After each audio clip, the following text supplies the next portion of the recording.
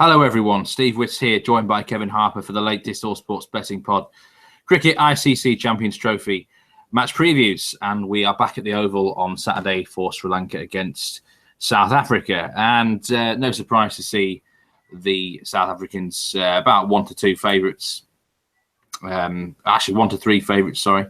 It's expected to be a bit of a banker success for them in this fixture, Kev. Do you expect Sri Lanka to put up much resistance?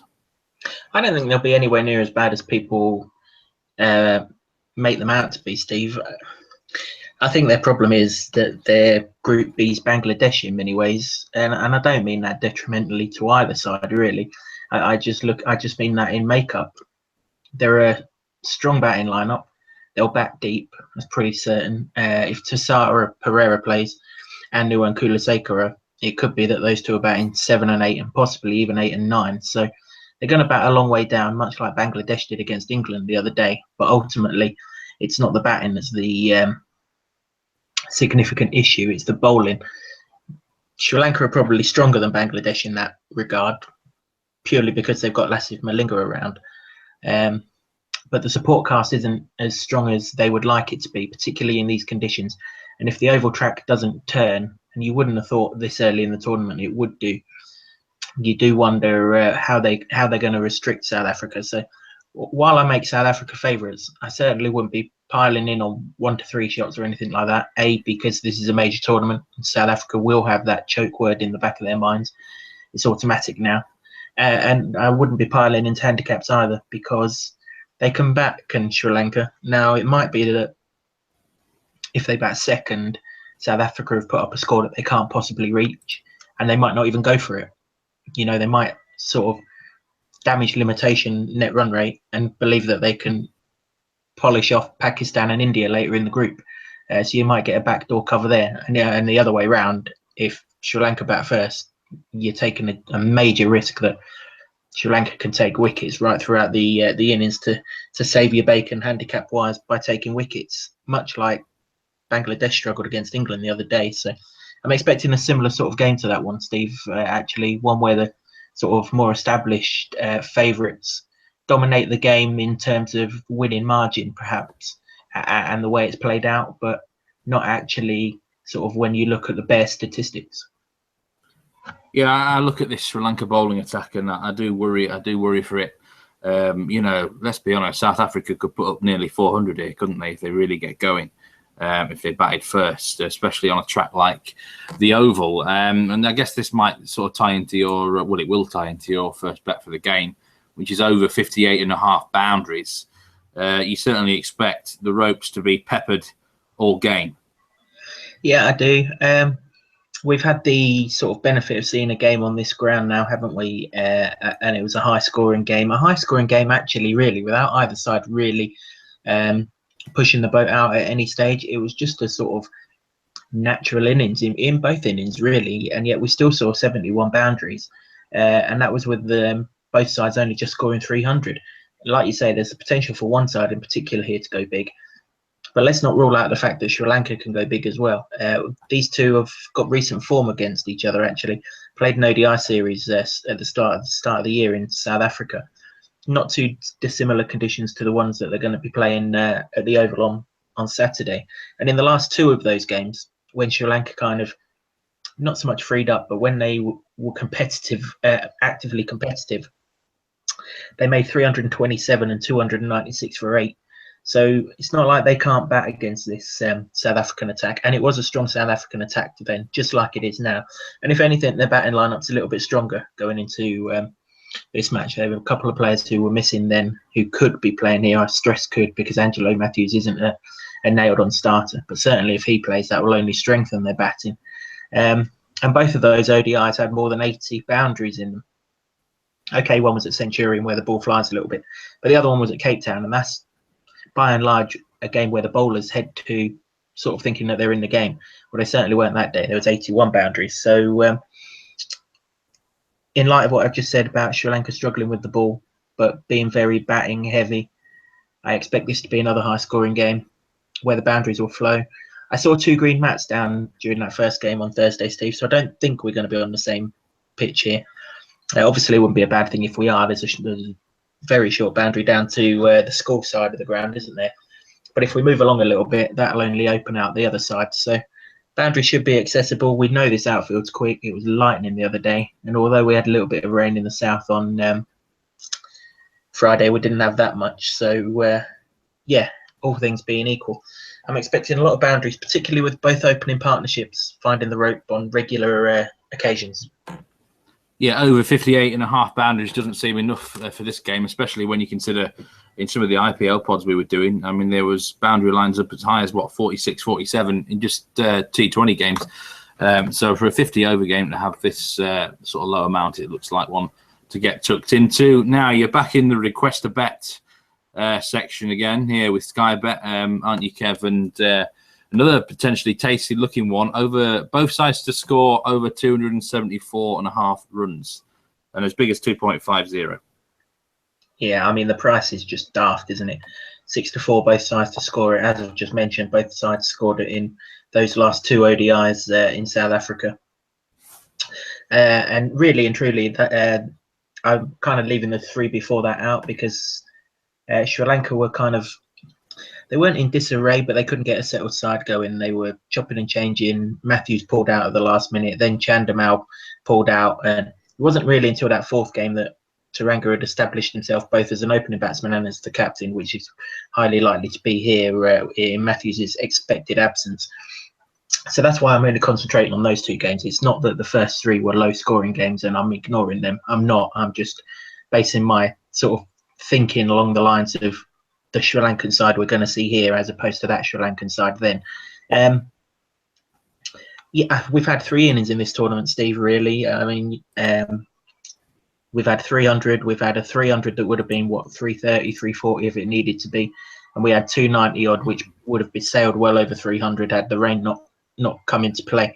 I mentioned right at the start of this tournament, this is going to be a batting event. It's the way of the modern game. It's the way England play their cricket, and you should, whenever you bet on any form of limited overs cricket, or indeed cricket in general, Steve, if you look at how the home side play their cricket, you can base the wickets that you're going to expect purely on that. And England are very much a see the ball, hit the ball, and belt it as many miles as you can sort of team. So you're going to get good wickets right throughout this competition. Usually always get good wickets at the Oval. That's just low. I really do believe near enough every innings in this tournament, let alone on this ground, we'll see a side making 275. Okay, there'll be the odd one where there's an absolute shambles later on in competition when a spinner runs through a side and the pressure's on to sort of belt from the start to qualify and things like that. But that's not the case here. Just going back to what I said on the boundaries, really, you know, both sides are batting heavy. And only one side are particularly good with the ball. And even these conditions aren't particularly well suited to them either. So, you know, I expect both to score 275. I expect both to score quite a great deal higher than that. There are actually a couple of other request bets on the Sky Bet website for this game, which involve 299.5 runs for both sides and 320.5 for both sides, both at bigger prices. I wouldn't necessarily put anyone off of those, but I'm playing catch up after that first day, aren't I? So I'll take the lower of the line, bank what I believe to be a silly price, and maybe later in the competition we can attack the 320s rather than the 275s. Both sides to score over 274.5 in the request to bet section with Sky Bet there.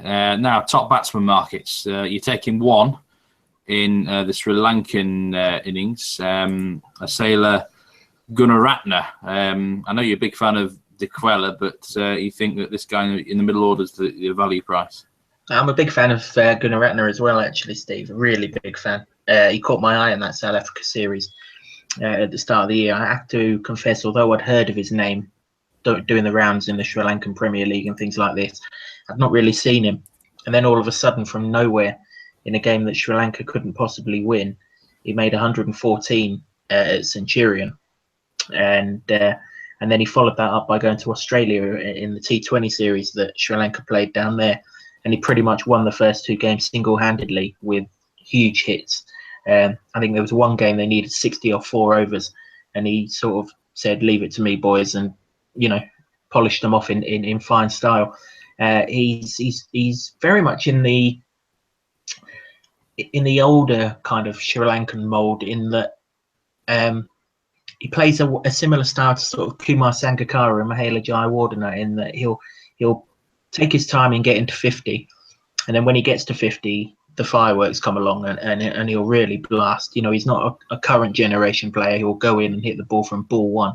He likes to play himself in, and that's why Dickwella and Taranga, Mendes and that lot have got a big role to play for Sri Lanka. But I do like Gunaratne. The fact that he scored a century against this team is no bad thing. He also nailed 70 not out against Australia in a warm-up match here, which highlights the fact that whatever pace comes down at him, he'll be able to handle it. And it also shows that he's hitting the ball pretty sweetly as well. I do think Dickwella, over the course of the 3 matches that I expect Sri Lanka to play, will get more time at the crease than Gunaratne, which is why I took Dickwella to be the top Sri Lanka batsman for the tournament. But for this match at 11-1, particularly if Angelo Matthews doesn't pull up in this game and Gunaratne goes up the order a spot or 2, bats 4 or 5, he's just too big at 11-1. He really is a good batsman, and I think that's a silly price. What number is he going to bat, do you think? If Matthews plays, he'll probably bat 5 or 6, depending on where Matthews bats. And if Matthews doesn't play, he'll bat 4 or 5. Yeah, so a nice bit of value there at 11-1. Just before we go, any thoughts on the top South African batsman market? I've got to say, I really like the form of Quentin de Kock in the warm-up games. And, you know, if it was me, I would probably be backing him, especially as he opens. But there's a case for quite a few, isn't there? Certainly a case for the top 4, isn't there? You can stick a pin in any of them.